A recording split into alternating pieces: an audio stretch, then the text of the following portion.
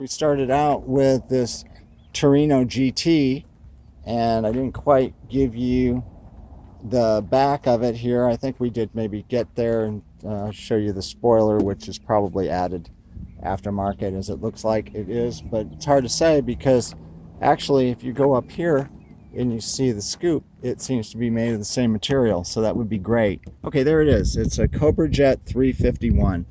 That's not good. We'd hoped it was another motor in that car.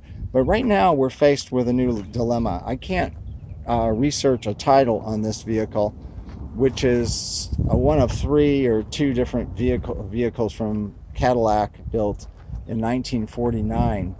So it's a wonderful old car here, and a title would make night and day, although we can get a title for this. I'm dealing with the owner on this, so let's just see if this tail trunk even comes up. I'm not going to go any further, but look at that. Isn't that great? Look at, I mean, not everybody's going to say that's great, I grant you, but to find this old 49 is worth some money. That's a Florida Pickers thing, is to try to find out valuation, what it's worth.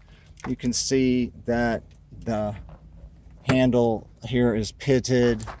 The bumper is all intact. It needs to be re-chromed. These bezels, they're on the tail light, or both tail lights are there. That makes a big difference, believe it or not. Even these little lights that are hanging down that go into this area back here, your running lights and such. So how do we find a VIN number for this bad girl?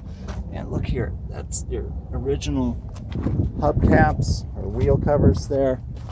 And you can see they're all there, at least those two. Okay, so if we come in here, normally we're looking on the door panels for some sort of proof, but since I can't find it here, I've got to look in the engine compartment, and being that the hood is completely disassembled, it's not going to help much. But check out the old clock.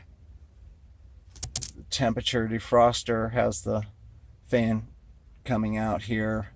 Your radio, check that out. Cadillac in here in the old radio, isn't that neat?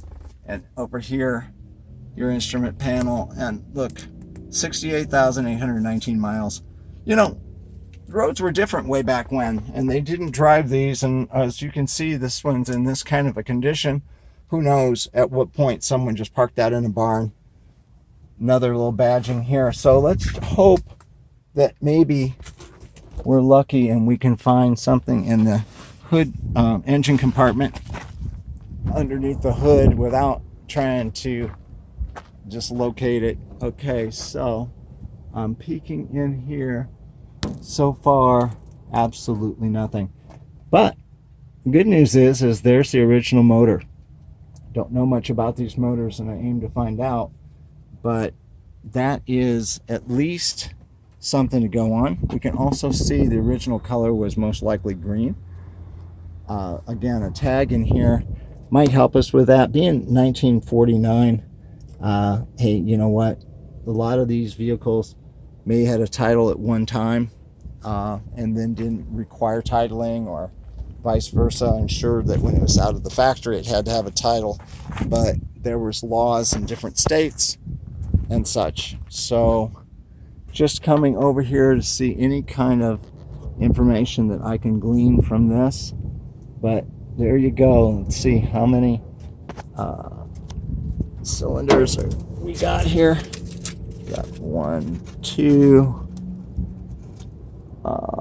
two plugs there and two on the other side. I can't imagine it'd be a 4-cylinder, but back in 1949, who knew? So we're looking at either a club coupe or a sedannette, and there might have been a third one that it could be. This big old bang here didn't help it any, but it's still a 1949 Cadillac any way you slice it. Signing off, 3/25/2020.